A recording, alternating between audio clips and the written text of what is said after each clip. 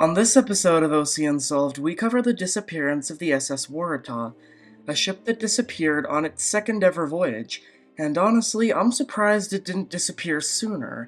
With a possible rogue wave, boiler explosion, and severe incompetence, what sank the SS Waratah? Let's find out in this episode. The SS Waratah was built for the Blue Anchor Line in 1908, built for a route which sailed between the UK, the Cape Colony, and Australia. Most people on board were part of the immigrant trade, and that was the ship's bread and butter. The ship was built to be a more luxurious and larger version of the company's existing steamship, the Geelong, so most specifications were based on the Geelong. She had 3 decks in her hull and 3 in the superstructure. Her hull decks were lower, main, and spar, and her upper decks were promenade, boat, and bridge. In addition, she also had a nursery on board that was provided to her first-class passengers, which was definitely unusual for ships at the time. I've definitely heard of little places where first-class passengers could put their kids, but never a full-on nursery on a ship. For third-class passengers, she housed full rooms in the stern near the poop deck, including 160 third-class rooms. Her first-class areas could hold 128 passengers, and if capacity required it, her cargo holds could be fitted with bunk beds, and 600 passengers could be fitted in the holds as a dormitory.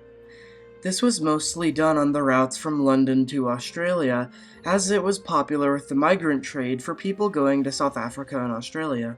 She also had a luxurious music room with a full-on art gallery, and, funny enough, looked over the third-class dining room, I assume so that the rich people could look down and laugh at the poor people, as I imagined they did in 1908.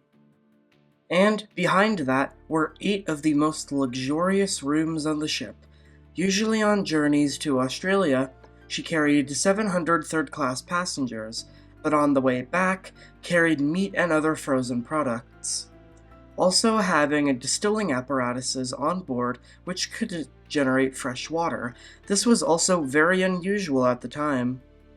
Waratah was named after the state flower of New South Wales, which was an unlucky name due to every other ship having that name also sinking. She was 141 meters long, 18 meters wide, 10 meters below the waterline, and ran at a speed of 13 knots. After her fitting out, she left London on her maiden voyage on November 5, 1908, with 756 passengers on board, 983 third class and 67 first class, as well as 154 crew for a total of 910 souls on board, under the captain of Josiah Edward Liberty, former captain of the Geelong. She was bound for Cape Town and the Cape Colony, crossing the coast of Africa before arriving in Cape Town on the 27th of November, departing earlier that day. She skipped Durban and sailed on to Adelaide, arriving on the 15th of December. However, while off the coast of Natal, the second officer reported a starboard bunker fire. The fire was put out the same day but kept reigniting. Lack of insulation and steam valves caused this. The ship proceeded to sail to Melbourne and Sydney, completing its maiden voyage. She then went back to Adelaide and left for Durban on January 9, 1909, arriving in Durban, Natal. But the captain was not satisfied with the state of the ship, complaining about the stability and sending the ship in for an inspection in Australia. She complained to the Anchor Line office when the ship arrived in London on the 7th of March. After that, she left for her second voyage from London on April 27th, stopping in Cape Town on the 18th, before arriving in Adelaide on the 6th of June. She encountered a storm off the coast of New South Wales, increasing her stability issues. In fact, during this, she rolled back to an even keel so violently she injured 2 people.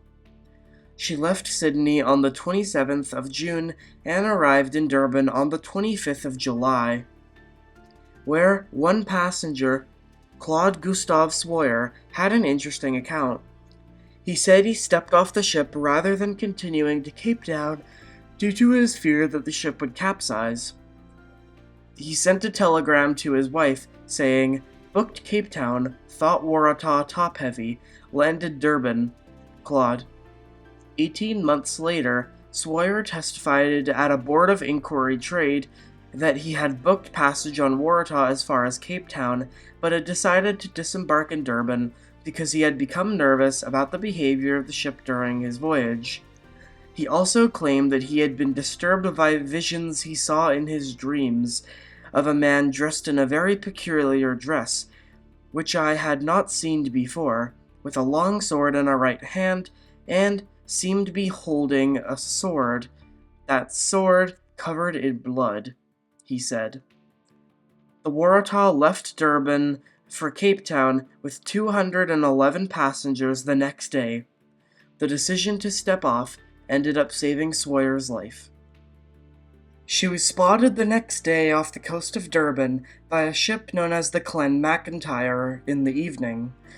The ship came alongside her and used signal lights to identify herself.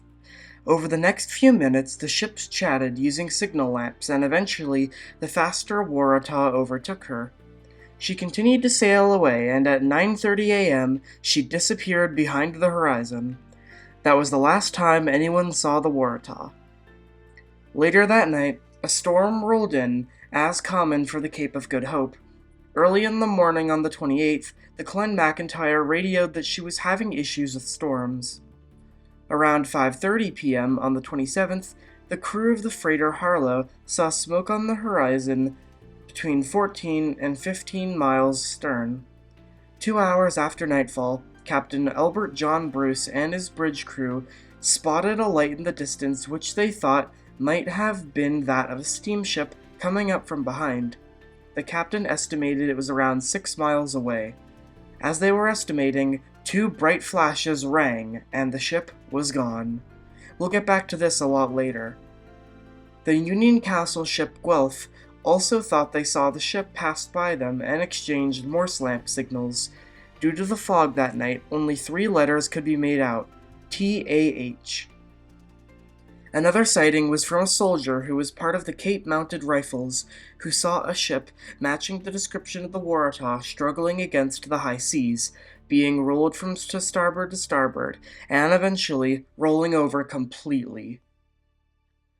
It was common at the time for ships to arrive days or weeks late due to the unpredictability of the ocean, and no Morse code machine was ever put on that ship. However, when ships traveling on that same route arrived at Cape Town and had no sign of the Waratah, the search began. HMS Forte, HMS Pandora, and HMS Hermes were sent out to look for her, with no luck. The tugboat T.E. Fuller was also sent, but to no avail.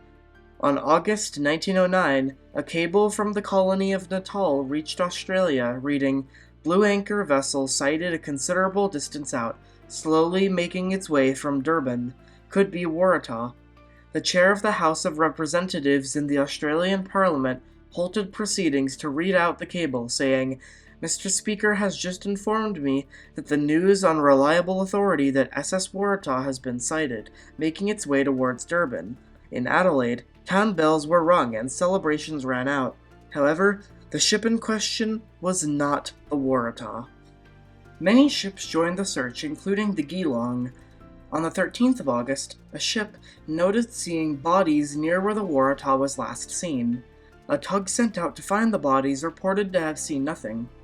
Many hoped that the ship was still adrift, using the example of the Waikato, which lost her propeller and was adrift for 100 days.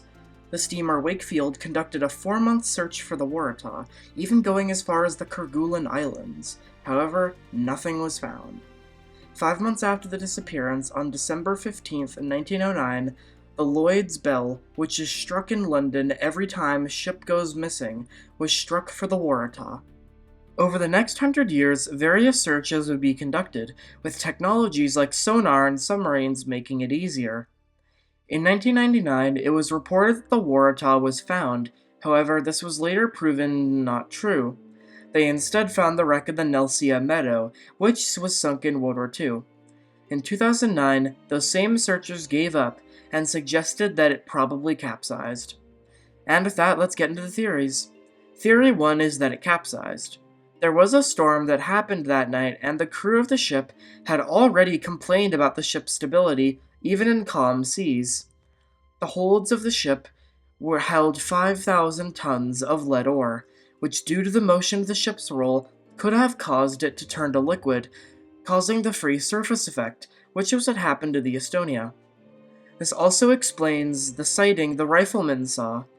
The inquiry into the sinking focused on the ship's stability mostly, and had passengers and crew from the ship's maiden voyage testify. Passengers and crew commented on her stability and the fact that the ship had no ballast built into her. The inquiry said that they could not determine what sank the ship, but commented on her stability, saying that basing the ship's design off the Geelong was a really bad idea. Especially the fact that all they did to change it was add more superstructure. It's basically the 1909 equivalent of the Seawall. The inquiry also concluded that 3 ships reporting potential sightings of the Waratah could not all have seen her, given the distance between them and the time of the sightings. The ship was known to roll so much, in fact, that, as mentioned earlier, when it righted itself, it did so violently it injured 2 people. Theory 2 is that it was abducted by aliens.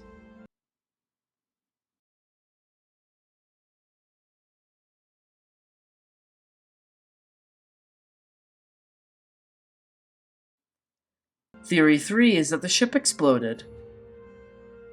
This theory posits that sighting of the 2 bright flashes was indeed the Waratah, and that it was probably caused by rising temperatures inside the boiler room.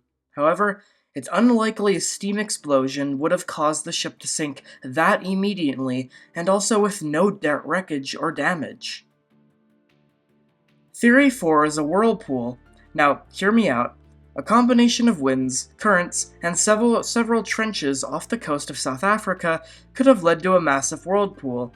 This could explain the lack of wreckage, but there is no firm evidence that a whirlpool that size could have even happened. After the Waratah's disappearance, the inquiry and criticism of the Blue Anchor Line generated much negative publicity. The line's ticket sales dropped dramatically, and, coupled with huge financial loss taken from the building of the Waratah, even when the ship's insurance came in, it was underinsured, meaning they still lost money. It forced the company to sell its remaining ships to P&O, and it declared bankruptcy in 1910. Due to her famous status, she's been called the Titanic of the Southern Seas, despite the fact that this has nothing to do with the Titanic. Many memorials have also been placed around South Africa and Australia. Still till this day, the case has not been solved. With a missing ship, 211 people dead, and not a single piece of wreckage, the vanishing of the SS Waratah will remain unsolved.